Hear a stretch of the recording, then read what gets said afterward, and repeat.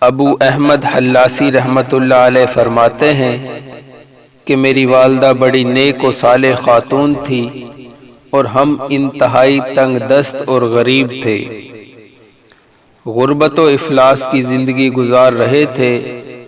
ایک دفعہ والدہ نے کہا، بیٹا کب تک تنگی کی زندگی گزارتے رہیں گے؟ تجھے کچھ طلب معاش کی فکر کرنی چاہیے۔ فرماتے ہیں کہ میں نے سحری کے وقت اٹھ کر یہ دعا کی، اے اللہ اگر آخرت کی نعمتوں میں میرا کچھ حصہ ہے تو اس میں سے کچھ دنیا ہی میں مجھے عنایت فرما دیں۔ فرماتے ہیں کہ اس دعا کے بعد میں نے مکان کے ایک کونے میں روشنی دیکھی۔ میں جب اس کی طرف لپکا تو کیا دیکھتا ہوں کہ وہ ایک تخت کا پایا ہے جو سونے کا ہے اور اس میں جواہر جڑے ہوئے ہیں۔ میں نے وہ اٹھا کر اپنی ماں سے کہا کہ یہ لیں، آپ کی خواہش پوری ہو گئی۔ فرماتے ہیں کہ اس کے بعد میں مسجد میں چلا گیا اور یہ سوچتا رہا کہ اس سونے کے پائے اور اس میں جڑے ہوئے جواہرات کو کس جوہری کے پاس لے جاؤں اور ان کے ساتھ کیا برتاؤ کروں۔ جب میں واپس گھر آیا تو والدہ نے کہا، بیٹا مجھے معاف کر دے۔ میں نے کہا، کیا بات ہے؟ والدہ نے فرمایا کہ تیرے جانے کے بعد میری آنکھ لگ گئی۔ میں نے خواب میں دیکھا کہ میں جنت میں ہوں۔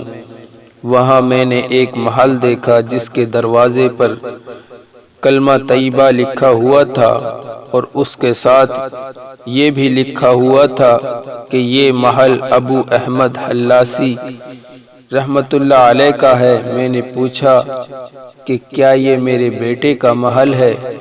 فرشتوں نے کہا، ہاں۔ میں اس محل کے اندر داخل ہوئی۔ اندر ایک کمرے میں کئی تخت رکھے ہوئے تھے۔ ان میں سے ایک تخت کا ایک پایا نہیں تھا۔ میں نے کہا، دیگر تختوں میں یہ ٹوٹا ہوا تخت اور پلنگ کتنا برا لگتا ہے۔ تو ایک فرشتے نے کہا، اس تخت کا ایک پایا تو خود آپ نے لے لیا ہے۔ میں نے انہیں کہا کہ تم وہ پایا دوبارہ اس پلنگ کے ساتھ جوڑ دو۔ پھر جب میں نیند سے بیدار ہوئی تو وہ پایا جو تو نے مجھے دیا تھا غائب ہو چکا تھا۔